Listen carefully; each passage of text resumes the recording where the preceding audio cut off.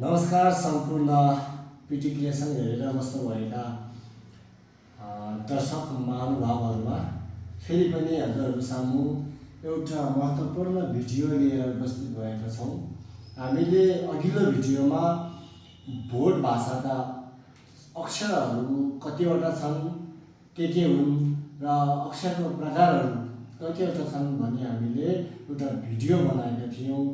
त्यस भिडियोमा हामीले सम्बोधन लिपिका व्यञ्जन वर्णहरूलाई कसरी उच्चारण गर्ने भनेर सरसर्ती जानकारी गराएका छौँ। आज हामीले फेरि अर्को भिडियो बनाउनुको मूल उद्देश्य के हो भन्दाखेरि सम्बोधन लिपि भयो, अरू जुनै पनि अक्षरहरूको एउटा उच्चारण स्थान हुन्छ।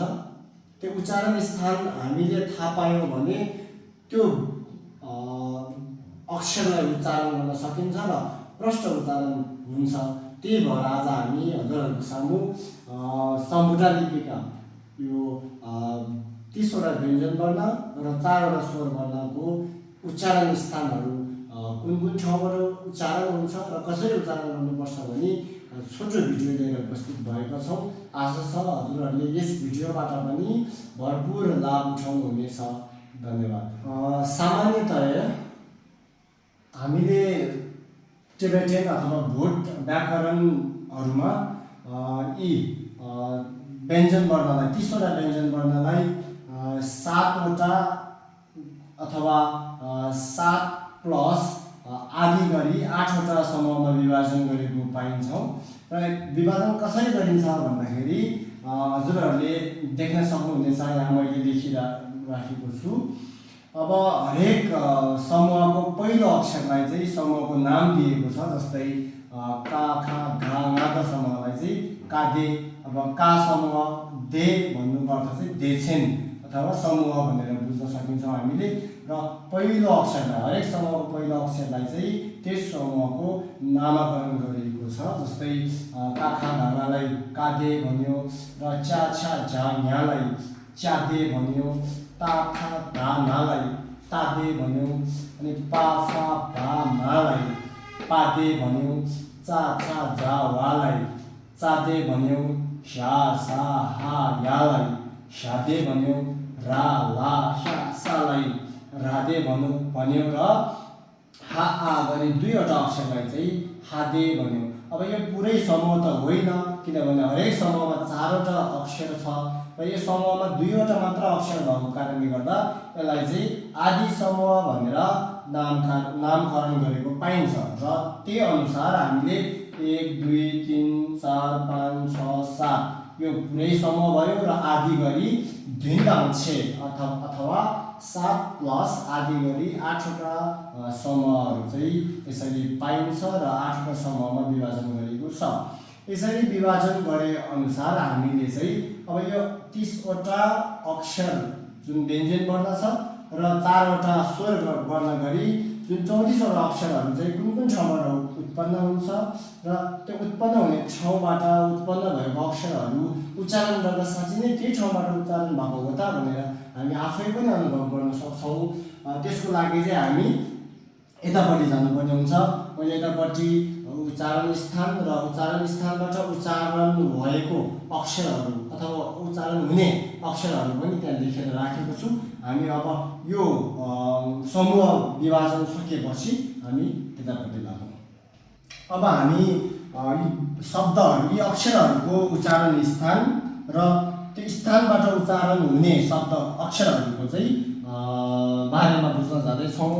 त्यसको लागि सुरुमा हिगे केने भनेको छ। हिगे केने भनेको अक्षरको उच्चारण हुने स्थान। अब सबैभन्दा पहिला त हामीले कुन स्थानहरू चाहिँ अक्षर उच्चारण हुनलाई रहेको छ भनेर चाहिँ जान्नु जरुरी छ। जस्तै सुरुमा छ ढिम्पा। ढिम्पा भनेको हाम्रो घाँटी, यसलाई कण्ठ पनि भनिन्छ हैन। त्यसपछि केन भन्यो। केन भनेको चाहिँ तपाईको तालु भनिन्छ नेपालीमा। हाम्रो जुन जिब्रोको माथिल्लो भागलाई चाहिँ हामीले केन भन्छौँ भोट भाषामा, र नेपाली भाषामा भन्नुपर्दा यसलाई चाहिँ तालु भन्ने गरिन्छ। अनि सो भयो। सो भनेको दाँत भयो, दन्त्य भयो, र छु भनेको चाहिँ हाम्रो ओठ भयो हैन। र चिउ हाम चाहिँ भनेको छ। अब चिउ भनेको चाहिँ हाम्रो यो भाग यसलाई अब सामान्य रूपमा तालु नै भन्ने रहेछ। अब तालु तालु दुईवटा स्थानहरू आयो, त्यसलाई नझुकिनु होला। यो चियो भनेको यो भयो, अथवा यो र अनि चाहिँ भनेको चाहिँ जिब्रोको टुप्पो। जिब्रोको टुप्पो गरी यी 1 2 3 4 5वटा चाहिँ उच्चारण स्थानहरू छ र यी 5वटा स्थानहरूबाट चाहिँ त्यो 30वटा व्यञ्जन वर्ण र 4वटा स्वर वर्ण गरी जम्मा 34वटा अक्षरहरू चाहिँ उच्चारण हुन्छ। अब म हजुरहरूलाई अझै पनि नजिकबाट देखाउन चाहन्छु। अब ढिम्बा अथवा कण्ठबाट, घाँटीबाट चाहिँ कतिवटा अक्षरहरू चाहिँ उच्चारण हुन्छ भन्दाखेरि का, खा, घा, ङा, हा, आ गरेर हाम्रो यो 7वटा अक्षरहरू चाहिँ घाँटीबाट उच्चारण हुन्छ।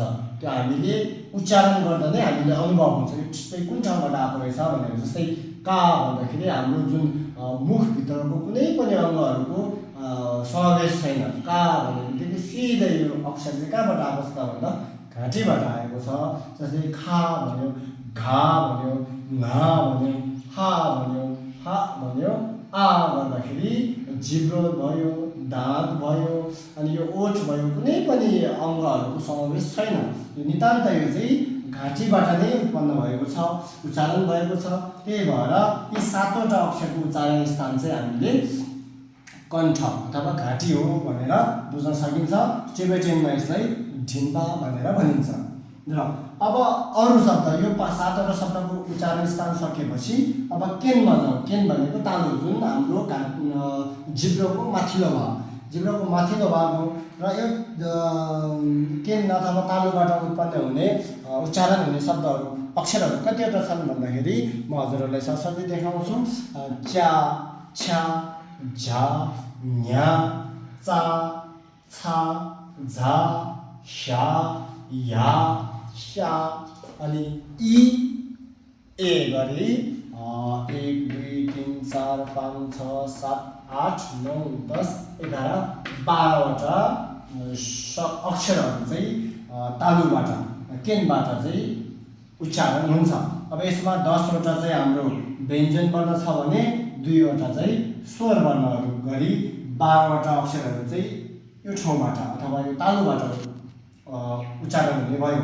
अब यसलाई उच्चारण गरी हेर्दा हजुरहरू आफैले पनि प्र्याक्टिस गर्नु होला। यसलाई हामीले चा भन्दाखेरि यो जिब्रोले माथिको तालुलाई नछुइकन यो शब्दको उच्चारण हुँदैन। त्यही भएको कारणले गर्दाखेरि यो शब्दको सबैभन्दा धेरै उच्चारण हुने स्थान कता ओगटेको छ भन्दाखेरि चाहिँ जिब्रोको माथिल्लो भागमा, जुन हामी तालु भन्छौँ त्यसमा ओगटेको छ र समावेश भएको कारणले गर्दाखेरि चाहिँ यसलाई चाहिँ तालुबाट उच्चारण हुने शब्दहरू, अक्षरहरू भनेर भनिएको हो। हजुरहरूले आफै पनि उच्चारण गरेर हेर्न सक्नुहुन्छ कुन ठाउँबाट उच्चारण भएको हो भनेर। जस्तै कसैलाई चाहिँ यो तपाईँको यो न्या भन्ने अक्षर चाहिँ उच्चारण गर्न एकदमै गाह्रो हुन्छ, किनभने न्या भन्ने शब्द अक्षर हाम्रो नेपाली वर्णहरूमा छैन। त्यसलाई चाहिँ हामीले वर्ण विन्यास मिलाएर त्यसलाई चाहिँ अक्षरहरू जोडेर चाहिँ बनाउनु पर्ने हुन्छ। यो आफै अक्षर त नेपाली वर्णमालामा हुँदैन। त्यही भएको कारणले गर्दा यो उच्चारण गर्न गाह्रो हुन्छ। यो उच्चारण गर्न गाह्रो हुनेको लागि एकदमै सजिलो, हामीले हाम्रो जिब्रोको पछिल्लो भागलाई अलिकति खुम्च्याएर माथिको तालुमा छुयो भने एकदमै सजिलो उच्चारण हुन्छ। जस्तै न्या भन्दाखेरि हाम्रो जिब्रोलाई अलिकति मुनिपट्टि खुम्च्याएर न्या गरेर हामीले माथिको तालुको भागलाई छुयो भने यो अक्षर चाहिँ शुद्ध उच्चारण हुन्छ। जस्तै न्या भनेर जस्तै न्या भन्दाखेरि तपाईँहरूले सोच्नु होला यो जिब्रोको भाग चाहिँ ठ्याक्कै माथि तालुमा चाहिँ मजाले छुको हुन्छ न्या भनेर। त्यसरी चाहिँ उच्चारण गर्नुभयो भने चाहिँ एकदमै सजिलो हुन्छ र यो सबै अक्षरहरू चाहिँ यो माथिल्लो जिब्रोको माथिल्लो भाग तालुबाट उच्चारण भएको हो भनेर बुझ्न सक्नुहुन्छ। ल अब हामी अर्को उच्चारण स्थानमा जाउँ। अर्को उच्चारण स्थान छ सो भनेको दाँत, दन्त होइन, दाँतबाट उच्चारण हुने अक्षरहरू।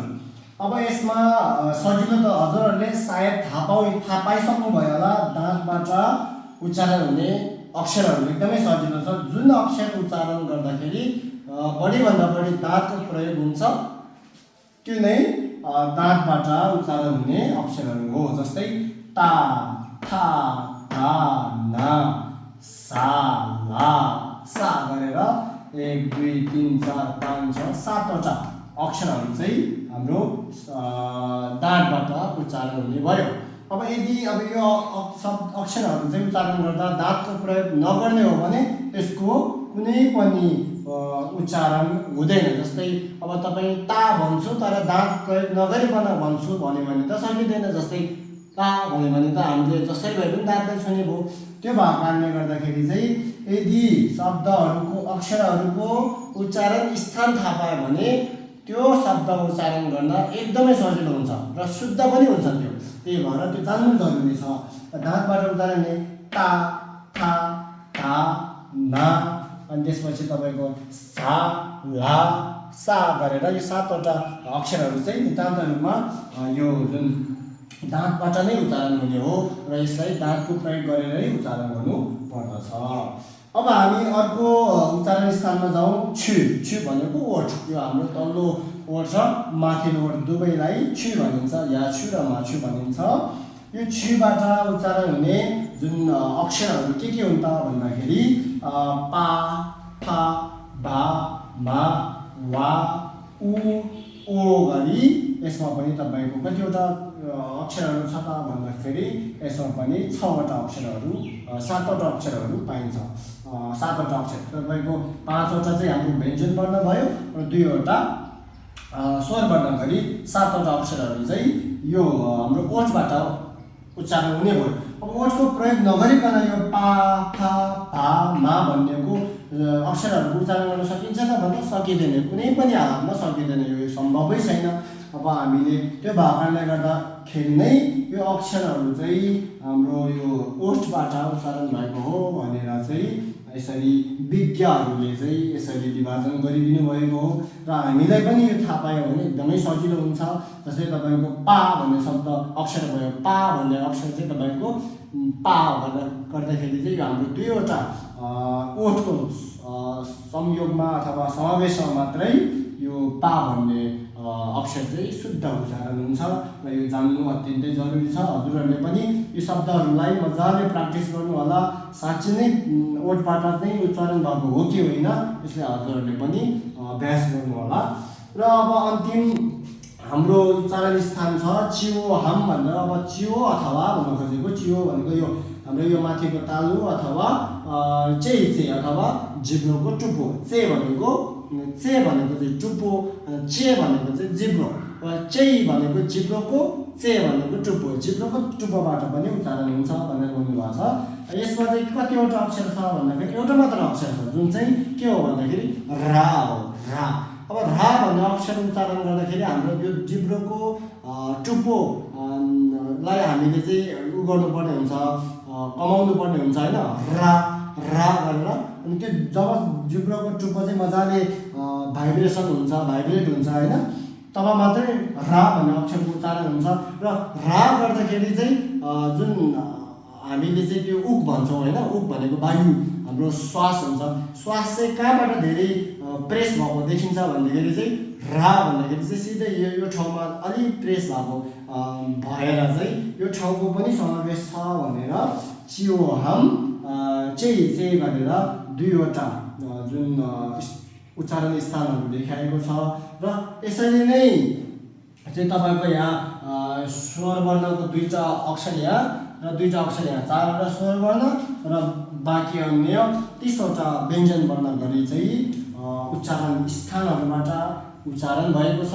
र हामीले पनि सोही उच्चारण स्थानहरू प्रयोग गरेर उच्चारण गर्नुपर्दछ। र यदि त्यसो गर्यो भने यी अक्षरहरूको उच्चारण चाहिँ एकदमै शुद्ध हुन्छ। उच्चारण शुद्ध भएपछि अक्षरको उच्चारण शुद्ध भएपछि तपाईँले अक्षरबाट बनेको शब्दको उच्चारण शुद्ध गर्न सक्नुहुन्छ। जब तपाईँले अक्षरको उच्चारण शुद्ध गर्नुभयो, शब्दको उच्चारण शुद्ध गर्नुभयो, तब चाहिँ त्यो शब्दले भन्न खोजेको अर्थ चाहिँ प्रष्ट हुने हो। यदि हामीले कुनै पनि अक्षर अथवा कुनै पनि शब्दहरू शुद्ध उच्चारण गरेन भने त्यो शब्दले अथवा त्यो अक्षरले बताउन खोजेको जुन मूल भाव चाहिँ हामीले थाहा पाउन सक्दैन, गलत अर्थ लाग्न सक्छ।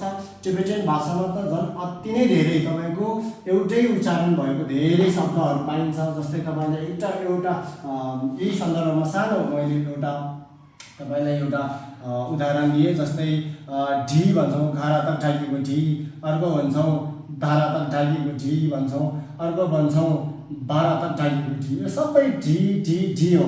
अब यो कस्तो हुन्छ भन्दाखेरि एक त तपाईँले स्पेलिङ भन्छौँ हामी, दक्ष स्पेलिङ जान्नु पर्यो, अनि अर्को त के जान्नु पर्यो, हामीले उच्चारण जान्नु पर्यो। अब एउटै उच्चारण भएको पनि धेरै शब्दहरू छ र त्यो शब्दहरूको अर्थ पनि फरक फरक छ। अब यो ढीको कुरा गर्नुभयो भने यो ढी भनेको चक्कु, हामीले प्रयोग गर्ने काट्नको लागि, तरकारीहरू काट्नको लागि प्रयोग गर्ने चक्कुलाई ढी भन्छौँ। यो ढी भनेको के हो भन्दा यो ढी भनेको तपाईँको प्रश्न ढिवा भन्छौँ होइन, त्यसलाई बुझ्छौँ। र अर्को ढी भनेको लेख्नु, भारत ढाकिएको ढी भन्छ यसलाई, लेख्नु भनेर बुझ्न सकिन्छ। त्यसरी उच्चारण एउटै भए पनि शब्द फरक हुन्छ, त्यो शब्दले देखाउने अर्थ फरक हुन्छ। र त्यही भएको कारणले गर्दाखेरि चाहिँ अक्षर जान्नु एकदमै जरुरी छ सुरुमा त, र अक्षरको उच्चारण जान्नु एकदमै के भन्छ तपाईँको महत्त्वपूर्ण छ। र अक्षरको उच्चारण एकदमै शुद्ध भएपछि चाहिँ तपाईँले त्यो अक्षरबाट बनेको शब्दहरूको उच्चारण शुद्ध हुने हो, र शब्दहरूको उच्चारण शुद्ध भएपछि त्यो शब्दको अर्थ पनि जानिन्छ, अरूलाई बताउन पनि सजिलो हुन्छ, अरूलाई बुझ्न पनि सजिलो हुन्छ। त्यही भएर यो चाहिँ एकदमै महत्त्वपूर्ण विषय हो। हजुरहरूले यदि भोट भाषा अथवा भोट लिपिहरू चाहिँ सम्बोटा लिपि सिक्दै हुनुहुन्छ भने यो चिजहरू चाहिँ जान्नु एकदमै जरुरी छ। अब यसलाई चाहिँ हजुरहरूले आफै पनि भिडियो हेरेर प्र्याक्टिस गर्नु होला। कुन चाहिँ तपाईँको अक्षरहरू कहाँबाट उच्चारण भएको रहेछ भनेर तपाईँले पत्ता लगाउनु होला। आफै पनि एकदमै धेरै अभ्यास गर्नु होला। धेरै अभ्यास गरेर मात्रै एउटा हामीले रिजल्ट पाउने हो, नतिजा पाउने हो। त्यही भएर हजुरहरूले अभ्यास गर्नु जरुरी छ।